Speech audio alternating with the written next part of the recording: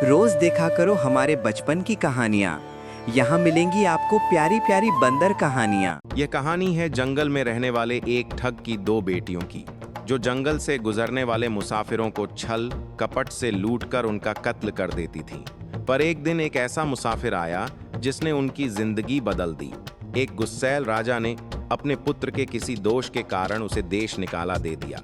राजकुमार ने दुखी मन से अपने गुजारे के लिए 4 लाल और कुछ स्वर्ण अपने साथ लिए और भरे हृदय से अपने पिता का महल छोड़ दिया। चलते चलते जब वह शहर से कुछ दूर पहुंचा तो उसे एक साधु का आश्रम दिखाई दिया।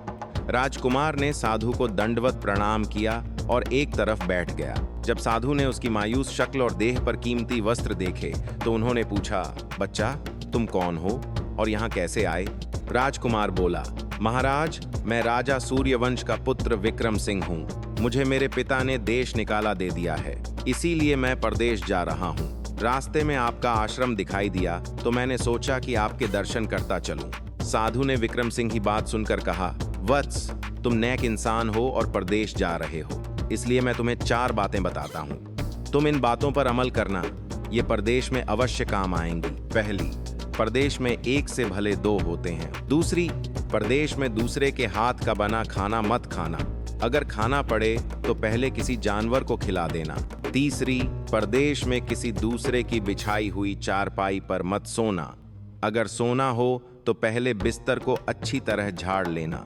चौथी, यदि कहीं शत्रुओं के फंदे में फंस जाओ तो जहां तक हो सके नरमी और ज्ञान की बातें सुनाकर अपना उद्देश्य प्राप्त करना। साधु ने कहा, मेरी ये 4 बातें हमेशा याद रखना। विक्रम सिंह ने साधु को प्रणाम किया और परदेश की ओर चल पड़ा। चलते चलते कई दिन बीत गए। वह एक जंगल में पहुंचा। वहां उसने देखा कि एक चील एक कछुए के बच्चे को लेकर उड़ रही थी। संयोगवश वह बच्चा चील के पंजे से निकलकर गिर गया। विक्रम सिंह ने तड़पते हुए कछुए के बच्चे को देखा तो उसे दया आई।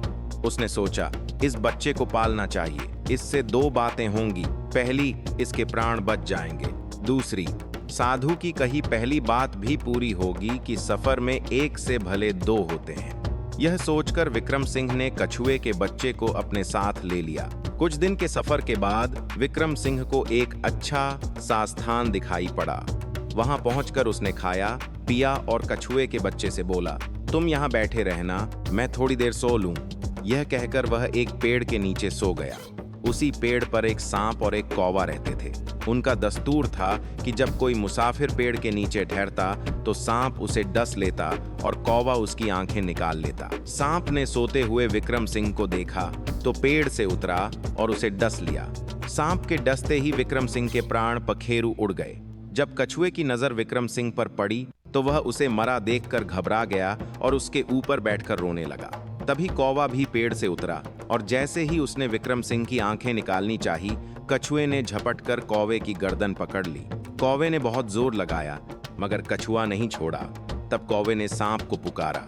सांप आया और उसने कछुए की पीठ पर डंक मारा, पर कछुए ने अपना मुंह अंदर कर लिया। सांप ने कई बार कोशिश की पर कछुआ हर बार मुंह अंदर कर लेता। जब सांप का कछुए पर बस नहीं चला तो उसने प्रार्थना की, तुम मेरे मित्र को छोड़ दो। कछुआ बोला, नहीं, तूने मेरे मित्र को डसा है, अब मैं भी तेरे मित्र की जान लूंगा। तू मेरे मित्र को जीवित कर दे तो मैं तेरे मित्र को छोड़ दूंगा। सांप ने काटी हुई जगह पर मुंह रखकर विक्रम सिंह के शरीर से विष खींच लिया और बोला, अब मेरे मित्र को छोड़ दे। कछुए ने देखा कि विक्रम सिंह को होश आ रहा है और जहर उतर रहा है तो उसने कौवे को छोड़ दिया। जब विक्रम सिंह को होश आया तो कछुए ने सांप के डसने का सारा हाल सुनाया। विक्रम सिंह के मन में साधु की पहली बात खटकी। उसने सोचा, साधु की एक बात तो काम आई कि एक से भले 2 होते हैं। मन ही मन साधु को धन्यवाद देकर वह आगे बढ़ चला। कुछ दिनों बाद जब वे समुद्र के किनारे पहुंचे तो कछुए के बच्चे ने कहा, मित्र, मेरा देश आ गया है, यदि तुम कहो तो मैं अपने माता पिता से मिलाऊं, उनसे बिछड़े बहुत दिन हो गए। विक्रम सिंह ने उसे जाने की आज्ञा दी और स्वयं रात को समुद्र के किनारे उस जंगल में ठहर गया। उसी जंगल में कुछ दूर एक ठग का परिवार रहता था। ठग की 2 बेटियां और 4 बेटे थे। उसकी बड़ी बेटी कालिका ज्योतिष विद्या जानती थी जब भी कोई यात्री जंगल से गुजरता और उसके पास कुछ कीमती होता तो कालिका अपनी विद्या से जान लेती थी। उस दिन उसे बहुत दिनों बाद खजाने की महक आई। उसने अपने पिता से कहा, ऐसा प्रतीत होता है कि इस जंगल में एक पथिक आया है जिसके पास 4 लाल हैं। यदि तुम लोग उसे यहाँ ले आओ तो लाल लेना मेरा काम है।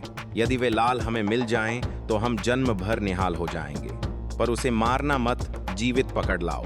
ठग अपने बेटों के साथ तुरंत तलाश में निकल पड़ा। थोड़ी दूर चलने पर उन्होंने एक आदमी को पेड़ के नीचे सोते देखा। उन्होंने सोचा यही वह पथिक हो सकता है। वे उसे पकड़ कर ले गए और कालिका के हवाले कर बोले, इससे लाल निकलवाना तेरा काम है। कालिका ने आश्वासन दिया, चिंता मत करो, मैं लाल निकलवा लूंगी। ठग की छोटी बेटी माया ने जब विक्रम सिंह को देखा तो वह उस पर मोहित हो गई। पहली नजर में ही वह अपना दिल दे बैठी। भाइयों के डर से वह कुछ कह न सकी, पर मन ही मन उसे बचाने की युक्ति सोचने लगी। कालिका ने खाना बनाया और उसमें जहर मिला दिया। वही खाना उसने विक्रम सिंह को परोस दिया। जैसे ही विक्रम सिंह ने निवाला तोड़ा, उसे साधु की दूसरी बात याद आई। उसने थाली से थोड़ा भोजन निकालकर कुत्ते के सामने डाल दिया। कुत्ता उसे खाते ही मर गया। यह देखकर विक्रम सिंह ने भोजन नहीं किया। उसने सोचा साधु की दूसरी बात भी काम आई। अपनी चाल असफल होते देख कालिका को गुस्सा आया, पर उसने गुस्सा पी लिया। उसने विक्रम सिंह के सोने के लिए पलंग तैयार करवाया और कहा, जाओ पथिक, ऊपर के कमरे में तुम्हारे लिए पलंग तैयार है, आराम करो। थका हुआ विक्रम सिंह ऊपर गया। उसे धुली हुई चादर बिछी दिखाई दी। वह सोचने लगा कि चैन की नींद मिलेगी, पर जैसे ही वह पलंग पर बैठने को हुआ, उसे साधु की तीसरी बात याद आई। उसने बिस्तर झाड़ा तो उसके होश उड़ गए। बिस्तर के नीचे आग का कुआं था जिसमें अंगारे धधक रहे थे। उसने सोचा साधु की तीसरी बात भी काम आई। उसने साधु का धन्यवाद किया और पास पड़ी टूटी चारपाई पर लेट गया। नींद अब उसकी आंखों से कोसों दूर थी। वह सोचने लगा, आज की रात बचना कठिन है। तभी माया मौका पाकर आई और बोली, हे प्रिय, मैं तुम पर न्यौछावर हूँ, पर आज की रात मेरे वश में कुछ नहीं।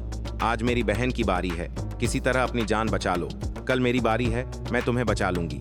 इतना कहकर माया चली गई। जब कालिका कमरे में आई और विक्रम सिंह को सही सलामत टूटी चारपाई पर लेटा देखा तो उसका क्रोध भड़क उठा। उसने कटार निकाली और बोली, हे पथिक, या तो अपने 4 लाल मुझे दे दे, वरना मैं तुझे मार डालूंगी। विक्रम सिंह को साधु की चौथी बात याद आई। उसने सोचा, आज रात बचना मुश्किल है, पर साधु की बात आजमानी चाहिए। विक्रम सिंह ने कहा, मेरे पास लाल नहीं है। यदि तू मुझे मारेगी तो पछताएगी, जैसे बंजारा अपने कुत्ते को मारकर पछताया। कालिका गुस्से में बोली, कौन बंजारा, क्या बक रहे हो? विक्रम सिंह बोला, सुनो, एक बंजारा था जिसने एक समझदार कुत्ता पाला था। वह उसे अपनी औलाद से ज्यादा प्यार करता था। एक भयंकर बीमारी के कारण उसका परिवार और संपत्ति नष्ट हो गए। दुखी बंजारा अपने कुत्ते को लेकर आगरा में एक साहूकार के पास गया और कुत्ते को 10,000 के बदले गिरवी रखने को कहा। साहूकार ने पहले मना किया, पर फिर 10,000 दे दिए। एक रात डाकू साहूकार के घर घुसे। कुत्ता सब देख रहा था। उसने भौंकना ठीक नहीं समझा, वरना डाकू सबको मार देते। डाकू धन लेकर तालाब में छिपा गए। कुत्ता उनके पीछे गया और सब देखकर वापस आया। सुबह साहूकार को चोरी का पता चला। वह रोने लगा और कुत्ते को नमकहराम कहा। तभी कुत्ता साहूकार की धोती खींचकर तालाब तक ले गया और चोरी का धन बरामद करवाया। साहूकार ने बंजारे को चिट्ठी लिखी कि उसका कुत्ता समझदार है और उसे 10,000 पूरे कर दिए। जब कुत्ता बंजारे के पास पहुंचा तो बंजारा गुस्से में बोला, तू साहूकार के पास से भाग आया? गुस्से में उसने कुत्ते को गोली मार दी। बाद में चिट्ठी पढ़कर वह फूट फूट कर रोया। विक्रम सिंह ने एक और कहानी सुनाई। एक राजा के पास समझदार तोता था। वह गंगा स्नान के लिए तोते को ले गया।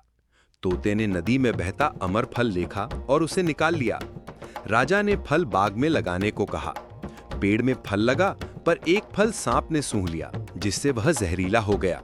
राजा ने फल कुत्ते को खिलाया तो कुत्ता मर गया।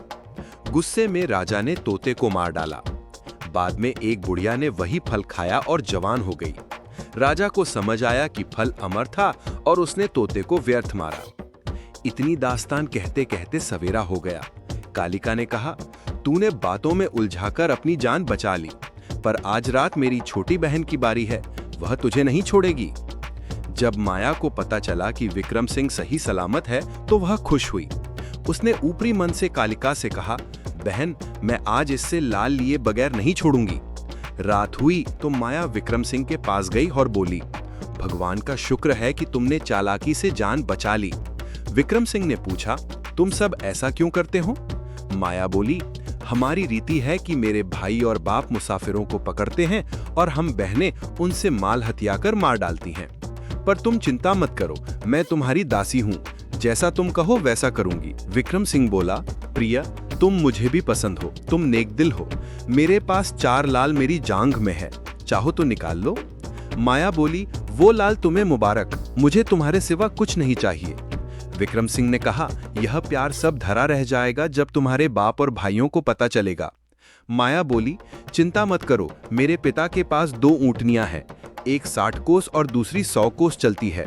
हम बड़ी वाली लेकर भाग जाएंगे।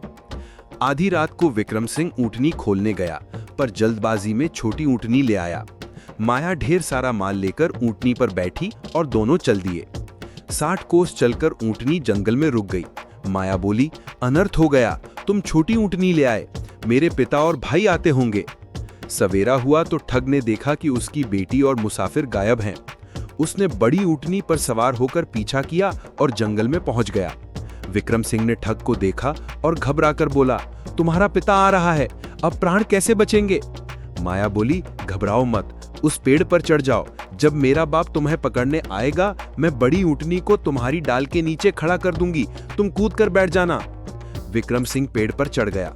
ठग ने उसे देखा और पेड़ पर चढ़ने लगा। माया ने मौका देखकर बड़ी ऊँटनी को डाल के नीचे खड़ा किया। विक्रम सिंह कूदकर ऊँटनी पर बैठ गया और माया ने ऊँटनी दौड़ा दी। ठग देखता रह गया। विक्रम सिंह और माया कई दिनों का रास्ता तय कर एक शहर में पहुंचे और वहां बस गए। जब विक्रम सिंह के देश निकाले की अवधि पूरी हुई तो वह माया को लेकर अपने राज्य चला गया। दोनों ने शादी की और हंसता खेलता जीवन व्यतीत किया। निष्कर्ष, विक्रम सिंह और ठग की बेटी की यह कथा हमें सिखाती है कि प्रेम और विश्वास का बंधन सबसे मजबूत होता है। जब बुद्धिमत्ता, धैर्य और निस्वार्थ प्रेम मिलते हैं तो असंभव भी संभव हो जाता है। जीवन में चाहे कितनी भी कठिन परिस्थितियां आएं, सही निर्णय, संयम और परस्पर विश्वास हमें हर संकट से बाहर निकाल सकते हैं। रोज देखा करो हमारे बचपन की कहानियाँ। यहाँ मिलेंगी आपको प्यारी प्यारी बंदर कहानियाँ, रोचक नीति कथाएं और ढेर सारी मजेदार बाल कहानियाँ। हर दिन कुछ नया, हर दिन कुछ सिखाने वाला। तो देर मत करो, आज ही जुड़ जाओ हमारे साथ।